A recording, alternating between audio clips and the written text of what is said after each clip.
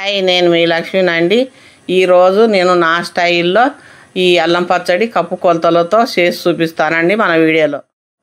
ఈ అల్లం పచ్చడి ఇలా కప్పు కొలతలతో చేసుకుంటే మనకు చాలా టేస్టీగా అన్నీ కరెక్ట్గా వచ్చేస్తాయండి. మనం తూకాలు చేసి చేసుకోవాలంటే చాలా రిస్క్ కదండి.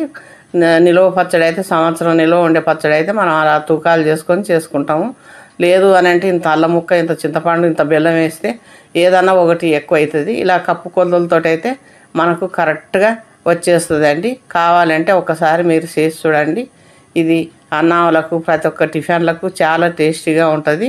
ఇలా చేసుకున్న అల్లం పచ్చడి చూడండి. మీరు కావాలంటే ఈ అల్లం పచ్చడి కొరకు అల్లము ఒక ముక్క తీసుకొని దానిపైన చెక్క అంతా తీసేసి కడిగి వాటర్ లేకుండా తుడిచేసి ఇలా ముక్కలు చేసుకొని కప్పుకు సగానికి వచ్చేసినాయండి.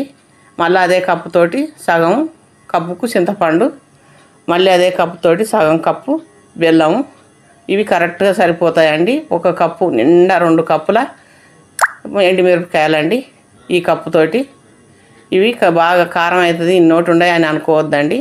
మనకు సరిపోని వచ్చేస్తుంది.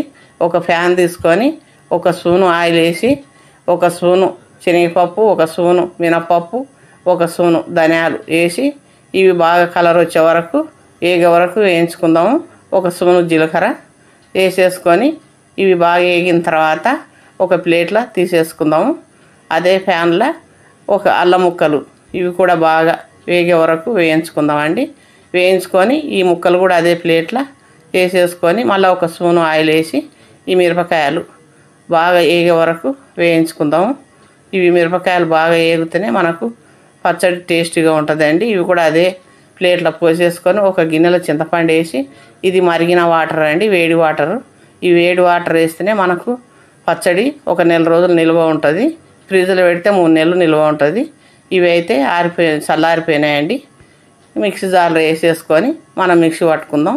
సాల్ట్ వేసేసుకొని మనకు సాల్ట్ సరిపోతే మళ్ళీ వేసుకోండి. ఇలాగా మిక్సీ పట్టుకోవాలి. ఇప్పుడు ఈ చింతపండు నానిపోయింది. ఈ చింతపండు కూడా వేసేసుకొని బెల్లం వేసేసి మనం ఎల్లిపాయలు వేసుకొని కొంచెం ఒక 1/2 స్పూను పసుపు వేసుకొని మళ్ళీ వేడి వాటరే పోయాలండి. ఎందుకంటే మనకు వేడి వాటర్ పోస్తేనే మంచిగా ఉంటుంది. ఇవి వాటర్ సరిపోతే మళ్ళీ మీరు కొన్ని వాటర్ వేసేసి వేడి చేసుకోండి. ఇలాగ మెత్తగా రుబ్బుకోవాలి. చూడండి, ఇలాగా మెత్తగా ఉంటేనే ఇది బాగుంటుంది. అదే ప్యాన్లో అదే గిన్నెతోటి కొంచెం తక్కువ ఆయిల్ అండి పోసేసుకోవాలి. పోసుకొని 1 స్పూను ఆవాలు, సగం స్పూను జీలకర్ర, 1 స్పూను మినపప్పు ఇది కొంచెం వేగనిచ్చి 2 ఎండుమిర్చి, కరివేపాకు, ఎల్లిపాయలు వేసుకొని ఇది లైట్గా వేగనిద్దాం. మరి మాడిపోయేటట్టు వద్దు.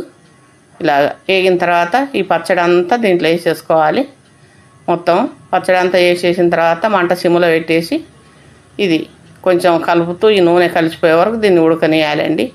ఇలా చేస్తేనే మనకు పచ్చడి టేస్ట్ వస్తుంది, మనకు నిల్వ ఉంటుంది. ఇలాగ వేగనియాలి ఈ నూనె కలిసిపోయే వరకు. చూడండి, మనకు అంత నూనె ఉండే కదా, మొత్తం కలిసిపోయింది, కొంత ఉడికింది కూడా బాగా. ఇలా చేసుకుంటేనే బాగుంటుంది. ఇది మొత్తం కలిసిపోయిన తర్వాత సిమ్లో ఇలా ఉడుకుతూ ఉంటుంది. ఇక ఒక బౌల్లో వేసేసుకుందాము. ఇది చూడండి ఎంత కలర్ఫుల్గా ఉందో, ఎంత బాగుందో, టేస్ట్ కూడా అంతే ఉంటుంది. మీకు వీడియో నచ్చింది అనుకుంటా. మీకు వీడియో నచ్చితే ఒకసారి చేసి చూడండి. నా ఛానల్ను కొత్తగా చూసేవారైతే సబ్స్క్రైబ్ చేసుకొని షేర్ చేయండి, లైక్ చేయండి.